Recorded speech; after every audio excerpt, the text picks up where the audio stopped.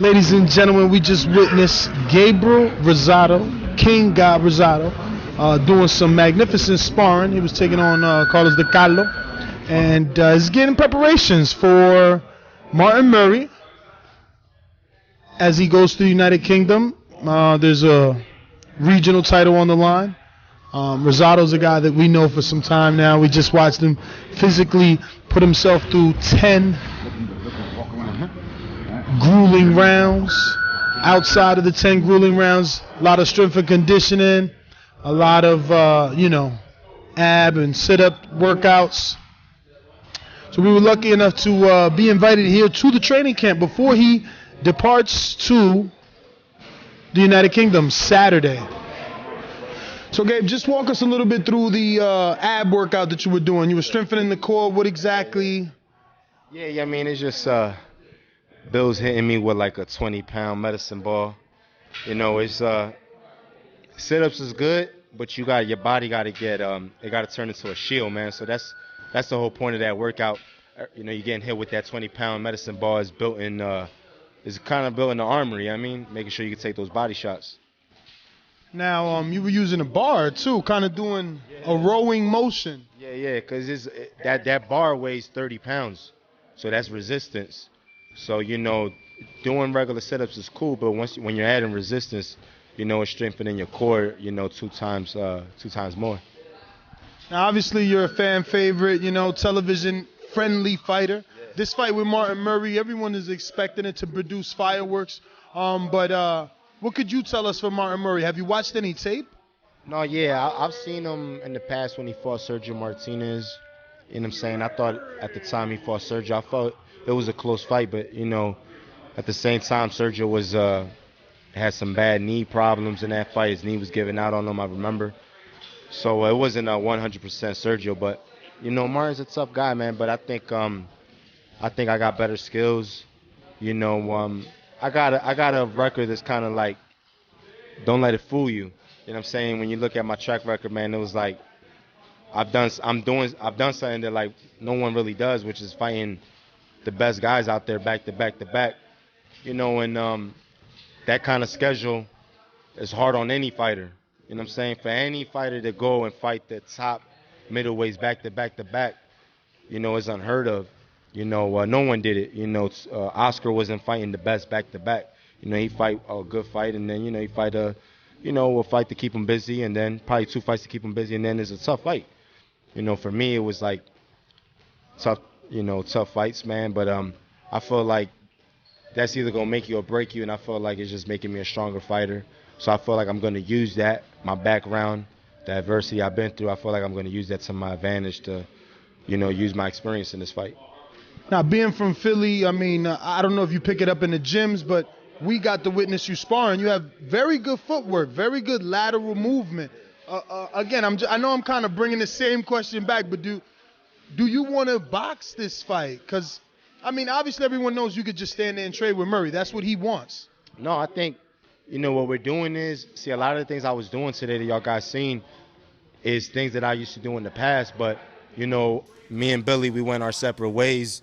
And I think it's been like 3 years, you feel me, where I went and I moved on with like Jesse Reed and Greg Hackett and Fernando Vargas. King Gabe Rosado is going to be taking on Martin Murray, a fight that everyone feels if he can win is going to put him right back in title contention. This is for a regional title. But I'm more interested in the story of you mending things, getting back together, him coming to his roots, back to Philadelphia where he started, back with you. How do you feel about that? And now, what was the key element in bringing you together? He just called me one day and asked me if I would help him out. So I said, okay. He said he was coming into town because, you know, he lived out in L.A., so he's coming into town, take care of some personal matters, and want to meet up with me. So we had a, you know, sit down, we had a conversation, and, you know, it just went from there. From the outside looking in, I mean, it's been about 3 years since you guys been back together. Something like that. Have you seen, what were you looking at, and what did he bring back to this training camp that you do appreciate that he picked up on the outside? Well, Gabi's, you know, he's got a what people underestimate about him is his boxing IQ, or his IQ in general. He's a smart guy, you know. So he's been with very good people. He's been with, you know, Jesse Reed, Hall of Fame guy, trained a lot of guys, knows his craft. Fernando Vargas, ex-Olympian, ex-2-time or 3-time world champion, knows his craft. And maybe a few other guys in between, I'm not sure. But all them guys know their craft, so I'm sure he picked it. He picked a little bit up from each person and put it in a stew, you know what I mean? So I'm not here to try to change anything. I'm just trying to take all the pieces of the puzzle that he has, put them together, and try to add the pieces that may be missing. So, we could secure victory on foreign soil. Obviously, thanks to you and Gob, we got to watch some sparring. He looked really good. That jab, he was doubling up on a jab, using it like a paintbrush up and down. Is that the game plan, or is that just the muscle that you guys were working on today? Well, no, it's not the game plan because, we're just working on sharpening up his tools again, if you will. You know what I mean? The kid knows how to fight. He's fought some of the best in the world. He came up short, but he fought some of the best in the world. He had the toughest paper route of any middleweight in the world. I mean, he fought Lemieux. He's fought Triple G. He fought Charlo. He fought all these guys. So, if you put all their records together, that's probably like 120-0, at the time he fought him. But he knows how to fight, so we're just working on sharpening the tools that we may need in order, to make the adjustment. Because everybody has a fight plan. Like Mike Tyson said, everybody got plans to get hit. And most people abandon the game plan. We just simply make the adjustments. So we're working on making adjustments. Whatever he brings to the table, we'll make the adjustment over top of that. And God willing, we secure victory. As the trainer, when that name, Martin Murray, came across your desk, did you get excited or were you fearful? What was the first reaction to come to mind? Well, no, I'm not fearful. Gabi's fought a lot of good guys. I'm not taking nothing away from Murray. I think he's a hell of a fighter. I think he's very good at what he does, and he's in great shape. He comes to fight. He's fundamentally sound, and he brings it. I mean, he was up there fighting big guys. He fought Groves. He fought Abraham. He's fought them all. He went 10 rounds with Triple G. So the man could fight. I wasn't nervous. I just when he came to me, fight was already signed. So we just commenced to developing a game plan and adjustments that may be needed to secure victory. So when you go overseas and you see Martin Murray for the first time, you think he's going to be straight business, shake your hand, or he's going to be a tough guy trying to scare you? No, he's not that type of dude. He's a real nice dude, man. Yeah. I mean, real respectful dude. He be liking my Instagram pics. I'm like, yo, I'm a cool dude, so I don't like your Instagram. Yeah. Not until the fight's over. Yeah. So he get better. No, he's a cool dude, man. Right. So it's gonna be all professional. It's one of those fights where like me and him don't even got to talk smack. It's one of those fights where it's like Gennady Ward, where everybody already knew what they was getting. Right. Because it was Gennady Ward. I mean, they ain't had to talk no smack. Right. Everybody knew it was the Irish, Italian. Right. Massachusetts, Jersey. Yeah, Jersey, Massachusetts. It's about to go down. You know what I'm saying? Yeah. So everybody know what they getting with a fight like me and Martin.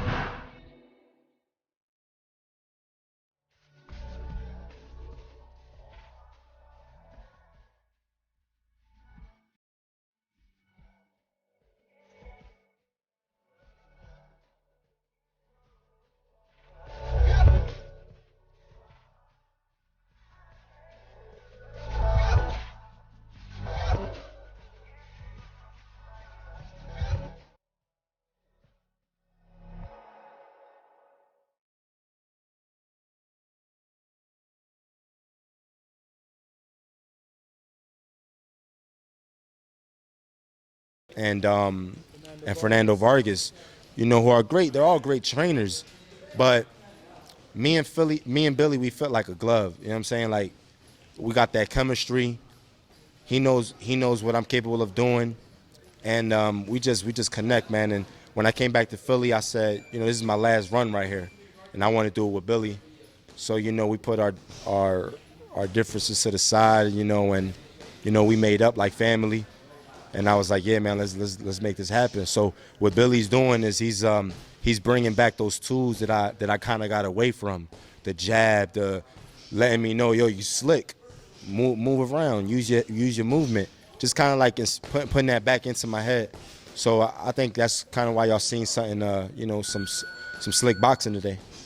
Definitely. I love the way you're using the jab like a paintbrush up and down. You were doubling up on the jab. Now you're going out to the United Kingdom Saturday, which is obviously tomorrow, to get acclimated to the weight. Just talk to us a little bit about going out there early and how important that is for a fighter like you, coming from one country to another, going across the pond, essentially. Yeah, I actually, it was a fight I wanted. I stood in contact with Tony Bellew, the former cruiserweight champion of the world. We did the Creed movie together, and we clicked from there, and we stood in contact. And I told Tony, I said, look, man, if an opportunity presents itself for me to fight in the UK, man, I love the opportunity. And he hit me back after the holidays and put me in contact with Eddie Hearns, and that's when Eddie came up with the Martin Murray fight, and I was like, damn, that's perfect. That fight never even popped in my head, and I said, whoa, that's like the perfect style for me. It's kind of like a guy it's kind of like when I fought Brian Vera, everybody was like, oh, he looks so good against Chavez. Why is Gabe fighting Brian Vera? It's not and his style suited me. I looked real good against Brian Vera, even though it was in BKB, but it's still boxing, right? So it's just one of those styles that I think suits me. So I'm excited about going to the UK. Now, you didn't go for the press conference. You chose to stay here for training. How important was it for you to do that? Because you felt like the 11-hour fight would throw you off. How much time in advance did you have to prepare for this? Did you get a full 8 weeks notice? I got a full 8 weeks. When they were doing like a small press conference out there to announce the fight, they asked me if I want to go out there, and I was like, nah, it's better I stay out here, get my camp flowing. They were going to give you a rider, or you had to pay your own? No. They was flying me out there and set it up, but I wanted to stay out here and just do camp. We'll do a press conference once I get over there, fight week, and build the fight up. But I just felt it was more important just to stay in Philadelphia and kind of like get things flowing with me and Billy. It was like the first 3 weeks was like really tough because like Billy had me doing things that I haven't done in a while. So it was kind of like getting into the flow of things. But once my body, like, it was like muscle memory. Once my body began to get accustomed to doing these things, we just got flowing. At this point, we ready. We just got to keep the motion going, Like you said, you were with Jesse Reed, Fernando Vargas. You took a little bit from everyone. Were you able to bring some of that back and implement it here now in this camp with Billy, or are you just completely focused on what he's implementing for this fight? No, I'm focused on Bill's game plan, but I did learn things from Jesse Reed. That's a legendary trainer. Fernando Vargas is a world champion. You know what I'm saying? Like, Fernando is a really good trainer, and his kids are real good, man. Like, they all three got the potential to be world champion. Even his little girl could fight. So, I take nothing away from those guys. Those guys are really great trainers. But, for every fighter, there's just that one trainer that they click. And for me, it's Billy. You know what I'm saying? And Billy definitely brings out the best in me. You get the comparison a lot to Arturo Gatti. Do you embrace that? Do you not like it? How does it make you feel when you hear people say, that you either remind them or you're like Arturo Gatti himself? Yeah. No, I embrace it. Arturo Gatti to me is a legend. He's one of the guys that I look up to growing up. He's what every fan loves to see. A guy that's, you think he's about to get knocked out, and next thing you know, he comes back with like this crazy comeback. He fought through the cuts, he fought through knockdowns. So, you got to respect and love a guy like Arturo, and the man was a champion. It wasn't like he was a contender. The man, I think, was a 2-time world champion.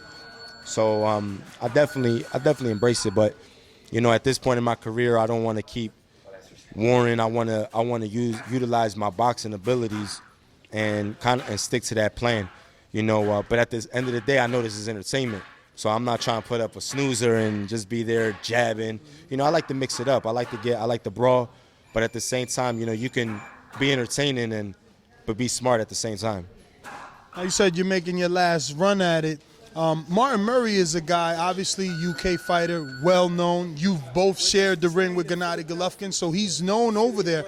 But right now, boxing is booming, especially 2017, but it's really exploding in the UK. Is that a market that you're hoping to tap into? Maybe a win here? You're already dealing with Eddie Hearn. He has plenty of doors to open out there. No, absolutely. It's why I wanted to fight in the UK, because I got a big following in the UK.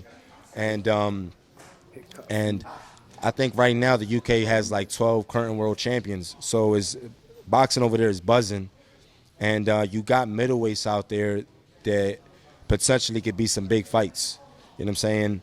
So I have no problem going to the UK.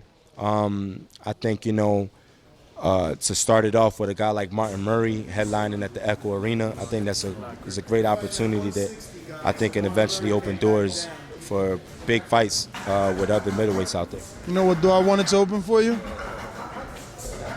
Chris Eubank. Yeah. That would be a good fight. I mean, because you know what? I was going to say this one's kind of flying under the radar, and it's because obviously Martin Murray is a nice guy. But, when you think of Gabriel Rosado, right away comes to your mind J. Leon Love, Jermell Charlo, and even this last one, Willie Monroe, Peter Quillen. You bring excitement to press conferences, to the build-up, and this one's kind of, but with Eubank, it might be a little fireworks. Yeah, the thing is, honestly, man, I hear a lot about Eubank, but I've never seen him fight. I know about his father, but, if he definitely is one of the big names out there, and along with other guys. So I definitely see where there's opportunity where, big fights could create. Me going to the UK, it's a headliner. You know what I'm saying? It's headlining in Echo Arena. Sky Sports picked it up, which is big out there. So, it's probably not getting a lot of attention out here, but it's definitely buzzing in the UK. Definitely. And Eubanks is actually with ITV. And I think that he still does business with Eddie Hearns. Is obviously something that you guys can do in the future. But there's been a lot of words with other UK champions, right? Like Callum Smith, even James DeGale. They don't really recognize his IBO title. I mean, but Mayweather, Gennady, Vic Darcini, and there's a lot of guys that really held the IBO with pride. If that opportunity was to present itself, would you look at it as a world title, or would you just fight the name and not the belt? I think I don't think it's the title. I think it's the fighters that make the belts. You know what I'm saying? Because, you can have a guy like Floyd Mayweather don't need belts. You know what I'm saying? There's certain guys, like Danny Garcia right now don't need a belt. You know what I'm saying? There's certain guys that they're established, and they make the belt. The IBO title, there's certain fighters that have represented, like Golovkin got it, honestly, I'm not even looking at the title. Like, this fight with Murray is for a title. I don't even know what title it is, honestly, because, I just told him, man, whatever. Like, if it ain't the WBC, not that I'm not talking down no title, man, because any title I win is well earned. Believe me, you know what I'm saying? Nothing was handed to me, so I kind of laugh about it because there's so many belts, and we're in an era where certain guys are just kind of like put in a situation to get a title. It's not like guys are really not earning it. You know what I mean? They're not fighting the best. So, there's certain guys that you just got that really earned their belts. You know what I'm saying? So I look at it on a different standard. You know what I mean? Like for instance, not that I want to bring them up, but Billy Joe has a WBO. But that doesn't matter. No one knows who Billy Joe is. You know what I'm saying? Like, he's a WBO champ, but you can say Billy Joe, you can walk up the block and ask anybody about Billy Joe. No one's going to know who Billy Joe is. The funny thing about that is that you bring up Billy Joe, and you haven't seen Eubank fight, which lost to Billy Joe. So it just, brings credence to what you're saying.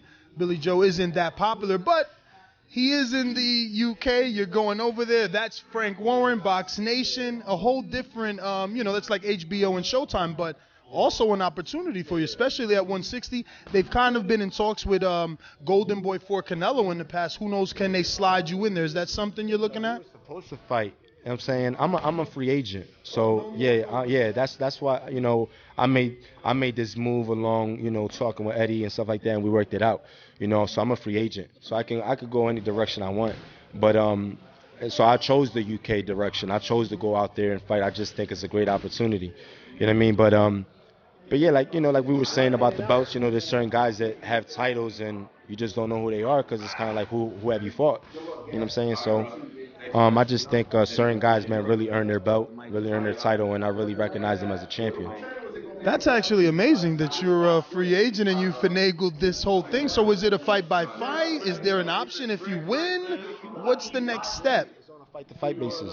You know what I mean? It's just me. I just wanted to utilize my free agency and be like, man, what's the best direction? And I just felt that the UK is the best direction. Eddie makes big fights. And as you can see, you know, as a headliner, Sky Sports, you know what I mean, Echo Arena is an opportunity for me to kind of, I think, and I think the UK fans are going to appreciate it because not too many fighters with a name in the US are going out there. But now you're starting to see Spencer is going to go out there now in May, and what's the other kid with Floyd? Um, yeah, Davis. He's going out now. So guys are going out there because the fans, they're rowdy, they're loud, they back their fighters up. But at the end of the day, they respect guys that bring boxing ability, entertainment value. And at the end of the day, man, you know, they're clapping for the winner, and it's all good. Is this your first time fighting in the UK? Yeah. I've been to the UK, but it's gonna be my first time fighting out there. Anything different about it? I'm excited about it, man, because it's like a new element. You know what I'm saying? I've been on the big stage. You know what I mean? I've been on big fights, but this is the UK. I know the crowd's gonna go crazy. You know what I'm saying? They're gonna be cheering. I'm gonna be they're gonna be cheering against me. But it's nothing that I've never faced before. I'm excited about it. It's a great opportunity. Last question. I know you just finished up, training. You want to get out of here. Martin Murray went from 60 to 68, back down to 60. You think that's going to affect him for this fight with you? You think you get him at the perfect time for Gabe to shine? I hope it does. You know what I mean? Because,